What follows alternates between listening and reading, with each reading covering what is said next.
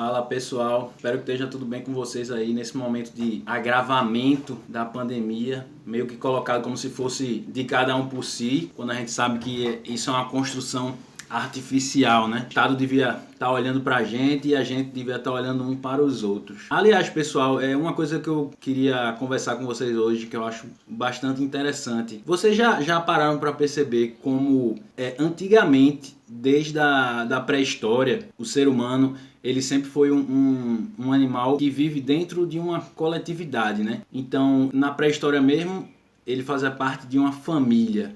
Então, as caças, tudo que era coletado, ele era dividido em grupo. Individualmente, o homem, diferente de outras espécies que vivem na natureza de uma forma sozinha, o ser humano ele não conseguiria sobreviver, porque ele é biologicamente um animal mais frágil do que outros grandes predadores. Talvez até tivesse sobrevivido, mas não se desenvolvido como a espécie hegemônica que é hoje. E após a família, o ser humano ele vai cair no seio de uma família mais estendida, como uma tribo, né?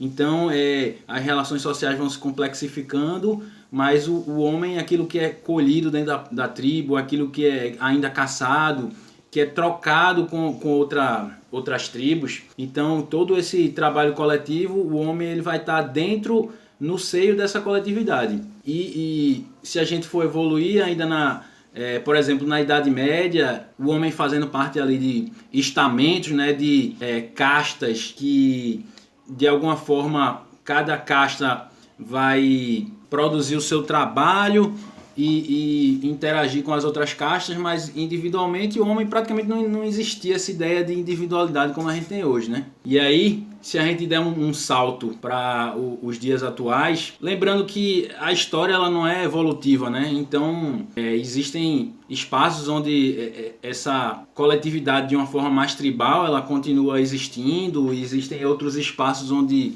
uma economia mais parecida com a Idade Média, ela ainda permanece, só que essa integração vai sendo cada vez mais dentro de uma sociedade maior global, né? Então essas outras formas de vida elas vão sendo cada vez mais devoradas pelo capitalismo e vão se esparçando ali dentro. E no capitalismo que a gente tem, cada pessoa, mais no capitalismo avançado que a gente existe, cada nação, cada fábrica produz um pouco de um produto e aí esse pedaço vai ser montado em outra parte, já em outro país, de acordo com impostos, de acordo com mão de obra. Então, se a gente pegar um aparelho como um celular, uma peça vai vir de um país, outra peça vai vir de outra, e para que eu tenha um simples bem como um celular, foi preciso que esse trabalho fosse feito de uma forma coletivizada por diversas pessoas. Existe até um caráter anônimo, proposital, mas que a gente sabe que existe uma concentração de trabalho muito grande, né? E aí é interessante, se a gente nota que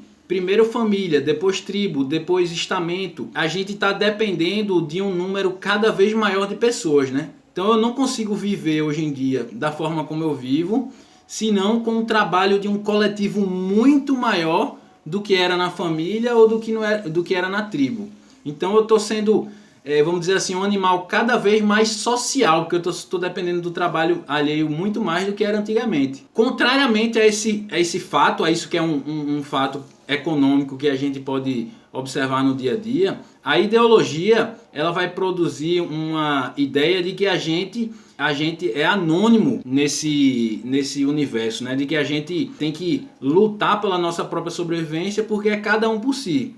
Quando na realidade absolutamente não é. A gente está cada vez mais dependente e em vez de a gente pensar coletivamente, a gente é induzido a pensar individualmente, né? Então isso vai num ataque à saúde, por exemplo, né? À saúde pública, isso vai num ataque à educação pública, isso vai num ataque a todas as formas coletivas. Tudo que é um coletivo ele vai ser alvo de ataques dessa ideologia liberal que quer fazer a gente pensar como indivíduos, como se a gente não fosse completamente dependente dos outros como a gente é na realidade. Essa ideologia ela não é uma ideologia que vem do nada. Essa ideologia ela visa proporcionar lucro para um número cada vez menor de pessoas, né? Visa justificar que um produto que é cada vez mais realizado de forma coletiva, que o lucro dessa produção ela seja apropriada para um número cada vez menor de pessoas. E os benefícios desse trabalho produzido coletivamente seja arrecadado por uma casta de multinacionais, de megacorporações, e aqui eu não estou falando a farmácia da esquina, não estou falando do mercadinho, não estou falando do posto de gasolina, são megas corporações que vão lucrar desse modo exploratório de viver das pessoas individualmente. E aí, na esteira dessa mensagem, eu queria falar um pouco para vocês do filme Nomadland, que é um filme que está concorrendo ao Oscar de melhor filme. E aí, dos filmes que estão concorrendo ao Oscar de melhor filme até agora, foi o filme que eu mais gostei, né? Acho que eu assisti quase todos já, falta um ou outro. Apesar do filme que está mais cotado para ganhar é o Mank, né? Mank, que é um filme, vamos dizer assim, mais sobre o próprio Hollywood, né? Como Hollywood gosta. Então é um filme mais cabeça também, né? Porque é um filme sobre o roteirista que fez o Cidadão Kane, né? Então Cidadão Kane, que é considerado o melhor filme de todos os tempos, mas que já é um filme muito cabeça, tá ligado? Então o Mank vai ser um filme usando um pouco a estética do Cidadão Kane para contar a história do roteirista do Cidadão Kane. Então imagine que é um filme cabeça pra caralho, né? O filme que o diretor do filme tentou produzir esse filme há uns 10 anos atrás, mas aí a galera achou que não ia rolar, não era vendável o filme, e aí ficou engavetado. Acabou que, se eu não me engano, o filho desse cara que queria filmar acabou filmando e aí fez um sucesso, né? Mas aí, porra, é um filme que, caralho, eu recomendo pra quem gosta, né? Eu até postei, recomendo pra quem gosta muito de filme, porque é um filme bem estético, assim, e tal. Mas o Nomadland, não. O Nomadland, ele é um filme que dá pra todo mundo assistir e, ao mesmo tempo, tem uma mensagem muito forte, né? Lembra um pouco o Daniel Blake, Daniel Blake, que é um filme que se passa na Inglaterra, que mostra essa desagregação dos laços sociais e tal. Pra quem gostou do Daniel Blake, vai curtir muito Nomadland. Tem essa mesma pegada, só que Daniel Blake é um cara aposentado e tal, que nesse esgarçamento, né, das relações sociais e das redes de proteção do Estado, o cara se vê praticamente sozinho, né, depois de se aposentar, sem ter apoio de ninguém, e aí vai correndo num mundo totalmente diferente daquilo em que ele nasceu, né? Então um mundo cheio de coisas digitais, onde você não tem mais contato com muitas pessoas e tal. E aí o Nomadland, a atriz Frances McDormand, que tá muito, muito foda nesse papel, ela vive como, vamos dizer assim, nômade, né? Naquele interiorzão ali dos Estados Unidos. É um filme meio road movie, né? Então ela vai de fábrica em fábrica naqueles interiorzão dos Estados Unidos, e aí vai mostrando como as megas corporações vão contratando as pessoas sem nenhum contrato social mais sólido. Então as pessoas vão de um lado para o outro, sem casa muitas vezes, né? Porque às vezes a galera gosta de morar naqueles trailers, né? Às vezes as pessoas, vocês sabem, elas dão a casa como empréstimo, como hipoteca, e depois perdem aquela casa e tal, e fica completamente desamparados e tal. E as pessoas vão nesses trailers de fábrica em fábrica, de colheita em colheita, naquele interiorzão dos Estados Unidos. É um filme bonito, as paisagens naqueles desérticas, né, dos Estados Unidos, é um filme muito bonito. E também mostra como as pessoas são exploradas, porque são soltadas nesse mundo como se fosse cada um por si, só que na realidade elas são coletadas por essas megas empresas e acabam integrando uma cadeia de produção. Só que ele só tem aquela sobrevida mais básica, né? Só tem aquela sobrevida para poder comer e encher a gasolina do trailer mesmo, e sem nenhuma perspectiva de futuro, né? O futuro não existe, é só o presente. E interessante também, uma coisa que eu senti muito do filme, eu tava exatamente pensando nisso, o filme ele mostra a ausência do indígena americano, né?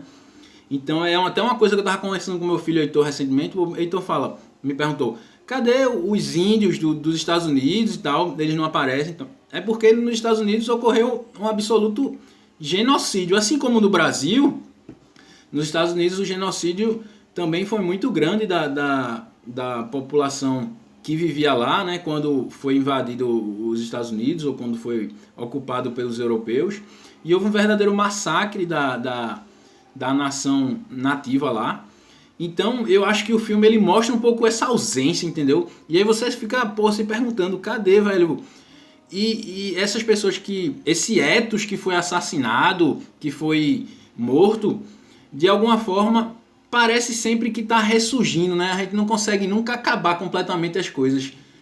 As coisas vão se transformando, então de alguma forma ela meio que volta nesse espírito do americano de viver assim, vagando, ou de ocupar esses espaços que seriam dos índios também. Então você sente um pouco isso na personagem de estar vivendo uma certa psicologia daqueles nativos ali. Inclusive isso é uma coisa que não aparece no filme, mas é como se fosse algo oculto, né? Inclusive uma personagem, em algum momento, uma personagem secundária, ela fala, né? Não, a minha irmã, eu valorizo esse modo de vida dela porque lembra um pouco os índios. Então é uma coisa que em algum momento é citado no filme, mas é muito presente a ausência. E aí, galera, para finalizar o vídeo de hoje, eu queria ler um trechinho dos Grundrisse. Os Grundrisse são anotações que Karl Marx fazia e que ele utilizou de alguma forma como base para escrever o Capital, né? Então, posteriormente, muito depois que ele morreu, recentemente já no século XX, o pessoal pegou esses Grundrisse e publicaram, né? Só que é uma coisa que Marx usava para uso próprio, né? Ele fez estudos que ele usava para poder fazer os escritos dele. Presta atenção aqui no que ele vai falar. Quanto mais fundo voltamos na história, mais o indivíduo, e por isso também o indivíduo que produz, aparece como dependente, como membro de um todo maior. De início, de maneira totalmente natural, na família e na família ampliada em tribo. Mais tarde, nas diversas formas de comunidade resultante dos conflitos e da fusão de tribos.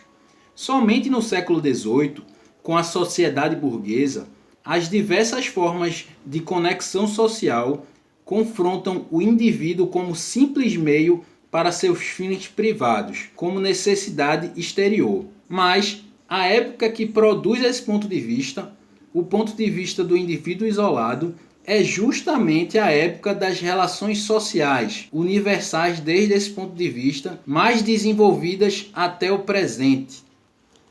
Ou seja, galera, nesse momento que a gente está vivendo, o indivíduo ele surge como um elemento importante e agregador da sociedade. Essa ideia de indivíduo ela nem existia anteriormente.